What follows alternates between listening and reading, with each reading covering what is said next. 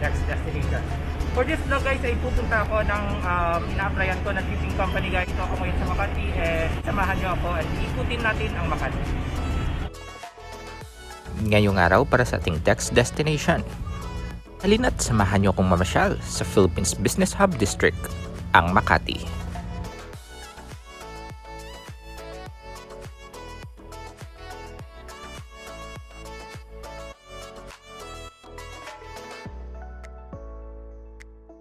Kilala ang Makati dahil sa mga nagtataasang skyscrapers, upscale mall katulad ng Glorietta and Greenbelt. Napakalinis at well-organized ang Makati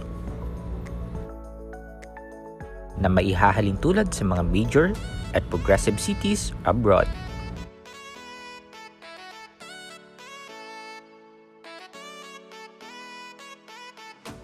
Sobrang iba ng vibes kapag naglalakad dito sa Makati.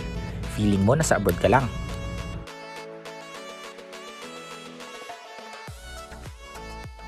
Since isa akong seafarer na naghahanap ng work abroad, napakarami ditong maritime agency, katulad na lamang nitong Anglo-Eastern.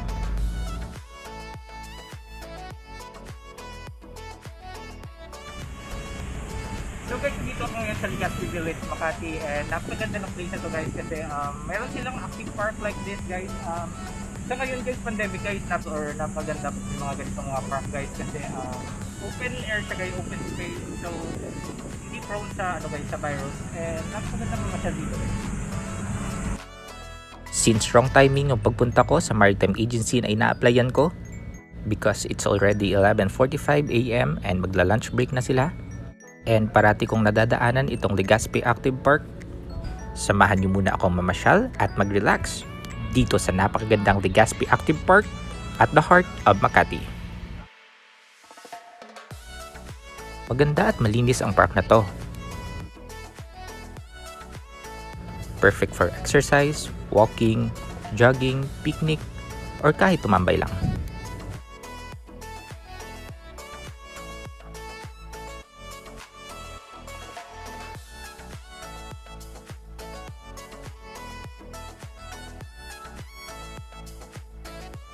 Mapuno ang lugar na nasa gitna ng mga condominium and skyscrapers. Sa tabi lang ng Legazpi Active Park ay ang Washington Seasip Park. Isa itong private-owned park na open for public. Ang park na ito ay pinangalan sa mayamang banker and businessman na si Washington Seasip, na binuksan sa publiko noong 2006. Merong mga sculpture, bench, and gazebos sa nasabing park. Perfect para mag-relax at enjoy ang sariwang hangin.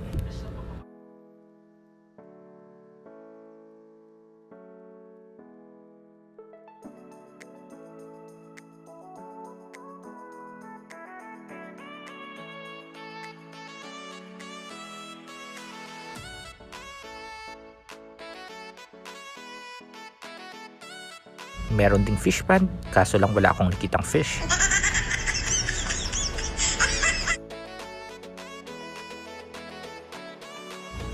Isa sa pinakagusto kong feature sa park na to ay ang kanilang bamboo garden.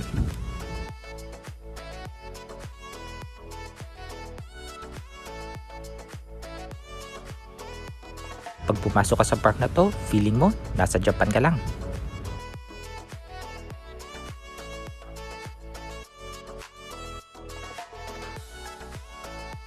Konnichiwa, Japan, sagot sa kahirapan.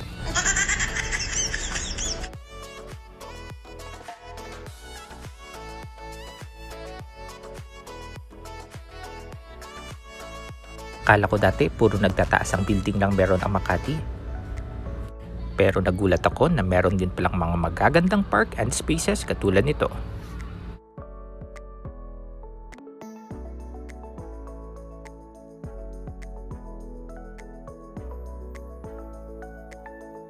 Maraming salamat Legazpi Active Park and Washington Seasip Park. And take note, free entrance yung mga park na to. For now, it's time for me para makahanap ng makakainan since it's already lunch break.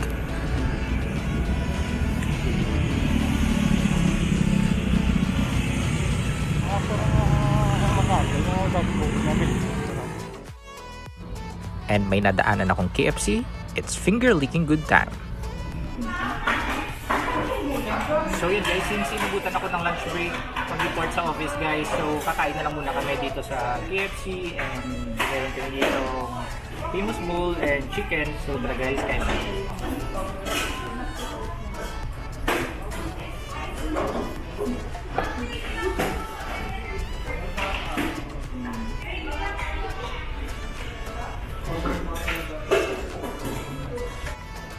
So yan guys, kakatapos lang namin mag-lunch and pupunta ako ngayon, magre-report na ako sa office. So ito yung mga madadaan pa puntang office guys.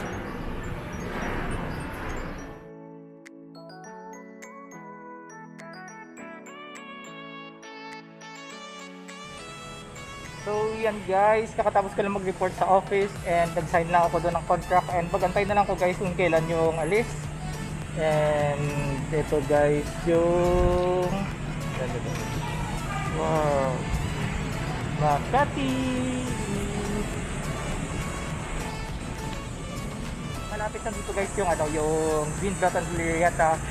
Pupunta kami ng Greenbelt para maghanap ng mga artista.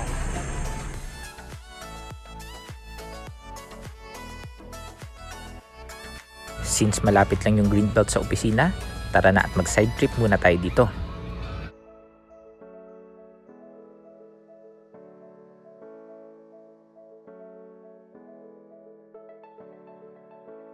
Ang Greenbelt ay kilalang mall na sinasabing pinapasyalan ng mga artista at mga sikat na personalities. Papahuli pa ba tayo sa pormahan? Sample nga.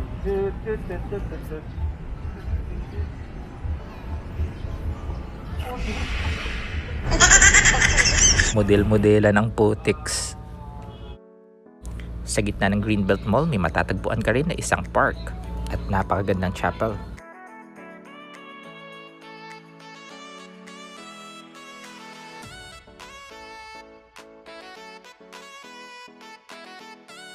Nadaanan ko itong Shake Shack na sinasabing sosyal na burger parlor sa US na meron ng branch dito sa Philippines. Let me check the price. Oh, sosyal nga. Pauwi na sana ako nang nabutan ako ng napakalakas na ulan. Kala mo may signal number 4 na bagyo. Parang lili pa rin yung payong ni ate ah.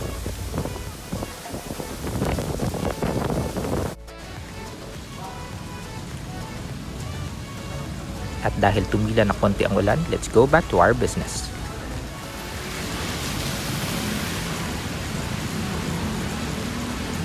Tingnan nyo naman kung gaano ka well organized at napakaganda ng streets ng Makati.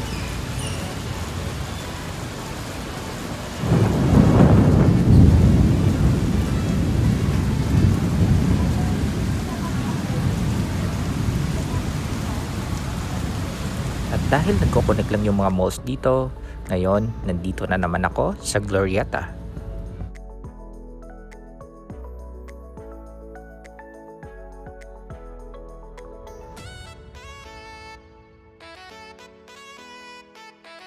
Kadugtong ng Greenbelt ay ang SM at Robinsons. And nandito din yung MRT station. At dito na ako sasakay pauwi ng boarding house. And hope nag-enjoy kayo sa pagpasyal ko sa inyo sa Makati. And sa mga hindi pa nag-subscribe sa channel ko, please do like, comment, share, and subscribe. And this is Dex Destination once again always saying, Bon voyage, keep safe guys, bye, thank you for watching my vlog.